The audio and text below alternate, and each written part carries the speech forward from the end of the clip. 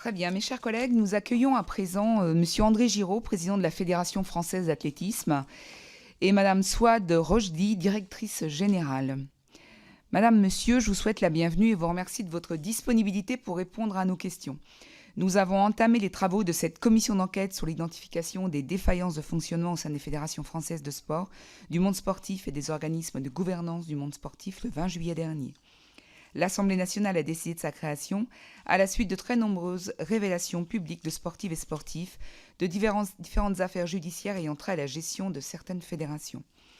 Nos travaux portent donc sur 3 axes: les violences physiques, sexuelles ou psychologiques dans le sport, les discriminations sexuelles et raciales et les problématiques liées à la gouvernance financière des organismes de gouvernance du monde sportif. Monsieur, vous êtes président de la Fédération française d'athlétisme depuis 2016. Il s'agit là de votre second mandat.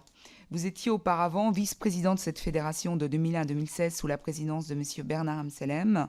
Cela fait donc plus de 20 ans que vous occupez des fonctions exécutives au sein de la fédération. Dans un bref propos liminaire, pouvez-vous nous indiquer quels sont les faits dans le champ de cette commission d'enquête dont vous avez eu connaissance et les réponses que vous y avez apportées dans les différentes fonctions que vous avez exercées? Le cadre existant pour prévenir, détecter, signaler, sanctionner ces actes vous paraît-il adapté? Je rappelle que cette audition est ouverte à la presse et qu'elle est retransmise en direct sur le site de l'Assemblée nationale. Avant de vous laisser la parole et d'entamer nos échanges pendant environ 1 heure, je vous rappelle que l'article 6 de l'ordonnance du 17 novembre 1958, relative au fonctionnement des assemblées parlementaires, impose aux personnes entendues par une commission d'enquête de prêter serment, de dire la vérité, toute la vérité, rien que la vérité. Je vous invite donc à lever la main droite et à dire « je le jure », chacun à votre tour, après avoir activé votre micro, puis désactivé pour laisser la parole au suivant. Je le jure. Je le jure. Je vous remercie à tous les deux. Je ne sais pas comment vous vous organisez, si c'est monsieur le président Giraud qui commence. Une fois que vous avez terminé vos propos, vous coupez le micro également pour laisser la parole et également pour permettre à madame la rapporteure de s'exprimer. Merci. Madame la présidente, madame la rapporteuse, mesdames et messieurs, je vous remercie tout d'abord de nous recevoir et de nous donner l'opportunité de nous exprimer devant cette commission d'enquête parlementaire. Le champ de votre commission est large. Aussi, je vais limiter mon propos introductif à la lutte contre le dopage et les violences sous toutes leurs formes avant de répondre à vos questions. Mais avant cela, permettez-moi quand même de présenter très rapidement la FFA et les actions qu'elle mène au quotidien, car il me paraît important d'insister également sur tout ce que nous faisons de bien. Je me présente devant vous en tant que représentant de la Fédération française d'athlétisme, fédération comptant 307 000 licenciés, près de 2400 clubs, que j'ai l'honneur de présider depuis janvier 2017. J'ai été élu fin décembre 2016. Depuis plusieurs années, nous sommes engagés dans une politique impactante sur le plan sociétal, que ce soit en termes d'inclusion avec de grandes réussites, comme le dispositif du Stade vers l'emploi à destination des chômeurs en difficulté, de la promotion du sport pour tous et en particulier dans les QPV.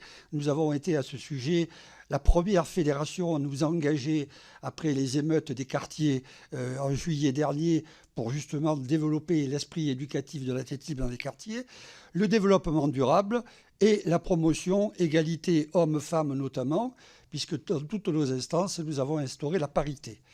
Toutes ces actions sont essentielles afin d'adapter la fédération au monde de demain et de donner au sport toute sa place dans notre société. La perspective des Jeux Olympiques de Paris apporte un coup d'accélérateur au sport français et le remet en lumière, ce dont nous nous félicitons bien sûr. Dès lors, il serait réducteur d'analyser le fonctionnement des fédérations sportives sous le prisme d'affaires médiatiques. Et il me semble important de rappeler que le mouvement sportif ne doit pas être stigmatisé alors que certains problèmes touchent toutes les strates de notre société. Certes, le sport, par les valeurs qu'il porte, a pu se croire à l'abri de certaines déviances et le mouvement sportif n'a pas toujours été exemplaire en la matière, j'en conviens, et personne ne le conteste. Il y a encore beaucoup de travail à faire dans ce domaine-là. Néanmoins, la libération de la parole des victimes et la multiplication des affaires a conduit à une prise de conscience salutaire sur l'ampleur des comportements déviants et sur la nécessité d'intensifier la lutte, ce que nous essayons de faire dans la mesure de nos moyens et dans un contexte général de défiance envers les institutions, ce qui ne nous facilite pas la tâche. Je souhaite donc rétablir devant vous certaines vérités, car l'honneur et la réputation de la FFA ont été entachés dernièrement par certaines personnes auditionnées. Si certaines entretiennent une rancœur envers la FFA, cela ne les autorise pourtant pas à tenir des propos fantaisistes, voire complotistes, et à discréditer l'action des personnes, souvent des bénévoles, qui s'engagent quotidiennement pour lutter contre ces fléaux. Alors pour le dire tout simplement, je le dis avec en toute conscience, la FFA n'a rien à cacher et elle ne protège personne. Que ce soit la lutte contre le dopage. La FFA fait partie des fédérations en pointe sur le sujet depuis ses premières campagnes de prévention en 2008, comme le souligne d'ailleurs la FLD dans un rapport du 28 juillet 2023, qui est récent donc, et je cite la FLD. La mise en œuvre des obligations de la FFA sur le plan des contrôles et sur le plan disciplinaire est largement effective et le dispositif de formation des escortes et délégués antidopage est un vrai point fort de la FFA. Voilà ce qui est cité dans le rapport. En termes de prévention, la fédération a décliné le formidable outil qui a été créé par European Athletic, qui s'intitule Iron Clean, et ce sont 6069 athlètes à date aujourd'hui qui ont obtenu cette certification et qui leur permet aujourd'hui, disons, de pouvoir participer à des compétitions internationales.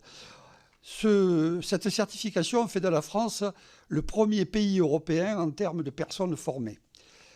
Que ce soit au sujet des comportements déviants, la fédération, dans son ensemble, s'est pleinement engagée dans la lutte et l'éducation contre toutes les formes de violence. Elle a été la première fédération à mettre en place une charte éthique et de déontologie sous la présidence de Bernard Amsalem en 2013.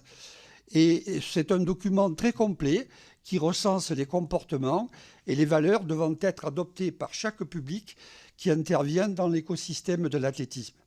Cette charte est un véritable guide d'application à l'usage de tous les acteurs de l'athlétisme pour favoriser le bien vivre ensemble au sein de la fédération. Elle porte sur les thématiques importantes suivantes: les principes républicains et de laïcité, le comportement pour la promotion et l'enseignement des valeurs de l'athlétisme, mais aussi sur les risques de déviance comportementale et l'atteinte à l'intégrité qui peuvent exister dans ce sport. Chaque acteur de l'athlétisme doit s'engager à respecter un contrat d'engagement personnel. Cette charte est reconnue comme une référence par les autorités sportives françaises. Elle a été proposée dans le cadre du plan Erasmus Sport Plus à la Commission européenne et elle a été retenue, après adaptation, comme guide européen de recommandation pour l'éthique et l'intégrité dans le sport.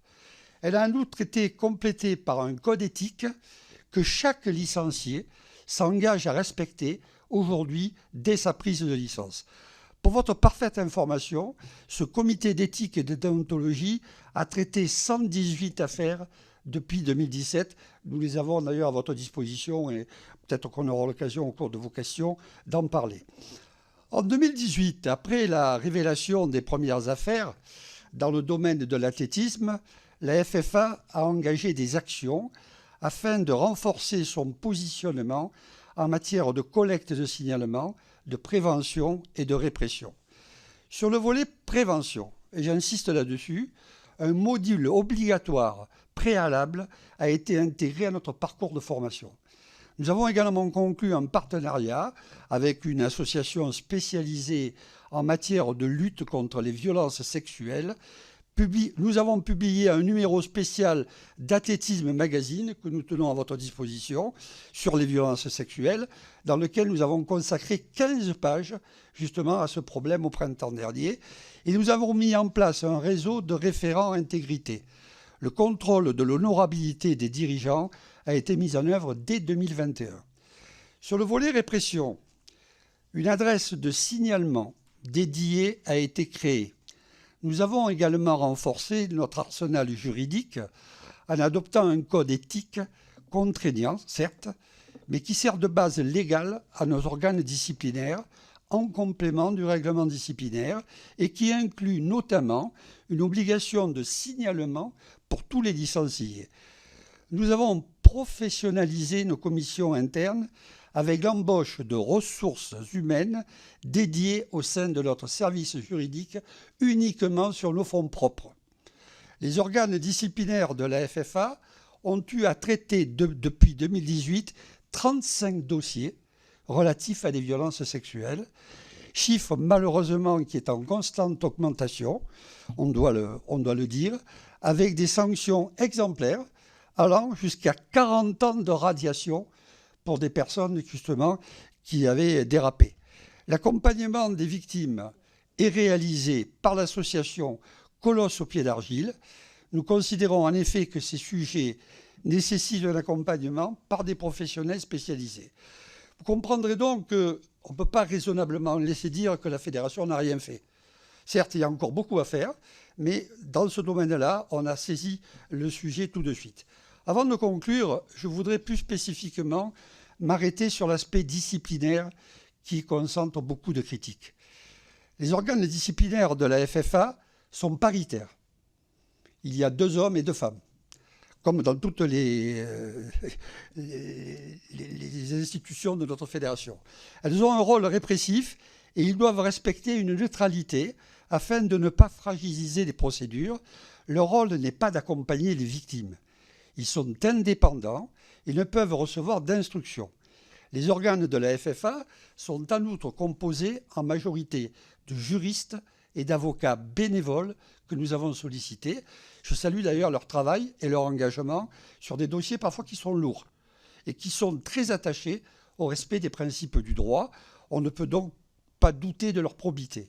En vertu de cette indépendance à laquelle je tiens personnellement également, je me garderai d'ailleurs de tout commentaire sur les décisions qu'ils prononcent, celles-ci étant très largement motivées. Je condamne donc avec la plus grande fermeté les déclarations au terme desquelles la Fédération protège les athlètes potentiellement médaillables lors des prochains JO de Paris 2024. Je le dis, en toute franchise, cette accusation grave et fausse. Je dispose, si vous le souhaitez, d'éléments matériels concrets pour le prouver, puisque l'organe disciplinaire de première instance s'est prononcé déjà sur chacun de ces dossiers. Pour conclure, nous travaillons chaque jour afin de nous améliorer pour nous adapter aux problématiques de notre époque. Les attentes, je le sais, autour des fédérations sont importantes et élevées sur ces sujets, et c'est normal. Que ce soit de la part des pouvoirs publics, de nos licenciés, de nos bénévoles et plus encore des victimes pour lesquelles nous accordons toujours une attention particulière. Ces dernières attendent souvent des fédérations des réponses fortes sur le plan juridique, mais nous ne disposons pas de moyens suffisants. Je m'explique. D'un point de vue juridique, déjà, nous avons une bonne volonté, mais il est parfois difficile pour les organes d'établir la matérialité des faits par manque d'éléments précis et concordants. Ainsi, nous disposons de moyens d'enquête limités. Les constitutions de parties civiles sont souvent rejetées et nous n'avons pas accès au dossier pénal. Pire, dans certaines affaires, la police demande à la victime de ne pas parler aux organes disciplinaires. S'il est de notre devoir de protéger les victimes, vous comprendrez aussi qu'il est également de notre devoir de protéger la présomption d'innocence. Il nous semble donc que le cadre juridique dans lequel évoluent les fédérations n'est plus adapté à la complexité de ces affaires. L'idée d'une autorité indépendante que vous avez évoquée lors d'auditions précédentes ne me séduit pas particulièrement parce que ça complexifierait, à mon avis, la gestion des cas disciplinaires. Nous garderions la compétence pour une partie et pas pour l'autre. Que ferait-on pour des faits qui entreraient uniquement dans le champ de la compétence FFA et de cette autorité? La question aujourd'hui est surtout une question de moyens et pas de compétences. On ne peut pas dire que le disciplinaire fédéral ne fonctionne pas, et il faut combattre cette idée car elle est faussement répandue. Toutes nos décisions ont été confirmées par le juge administratif jusqu'à présent. On n'a jamais été retoqué par le juge administratif. Voilà, voyons ce que donne la gestion du disciplinaire dans des... Je prends l'exemple de la FLD qui a repris depuis 2019 les instances disciplinaires sur le dopage et elle les traite très bien, mais parfois ça dure plusieurs années. Alors qu'à l'époque, nous, quand on traitait ces affaires, en 4 mois, c'était réglé. Nous avons peur que ce soit très long s'il y a une juridiction indépendante et interfédérale. En tout cas, c'est un point de vue. Du point de vue humain et financier, effectivement aussi, nous n'avons pas les moyens aujourd'hui d'engager ce que nous souhaiterions engager. Je rappelle que nous fonctionnons, notre budget, c'est 75% de fonds privés et de fonds propres. Donc la nécessaire adaptation des ressources internes se fait sur nos fonds propres. Et à titre d'exemple, la multiplication des affaires disciplinaires entraîne une charge de travail non négligeable qui mobilise quasiment un poste de juriste à temps plein. Donc j'amène ces éléments à votre réflexion pour que les fédérations puissent disposer de moyens pour mener et instruire les affaires. Voilà. Enfin, soyez assurés que nous avons pris la pleine mesure de ces enjeux vitaux pour le sport et pour le mouvement associatif. Eh bien, je vous remercie de m'avoir écouté et je suis à votre disposition maintenant pour répondre